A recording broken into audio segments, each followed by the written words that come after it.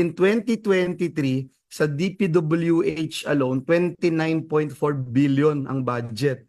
This year, for Bicol Region 2024, ang budget for flood control ng DPWH ay 31.9 billion. So 2023 and 2024, meron kang 61.42 billion na budget for flood control in Bicol Region alone. So ito dapat tignan nating mabuti sa budget deliberation kung saan ba talaga napupunta to, may impact ba. Very concerning yung na hindi lang, I mean all parts of the country are now affected, no? Parang makikita natin doon klarong-klaro na hindi na po uubre yung mga band-aid solution.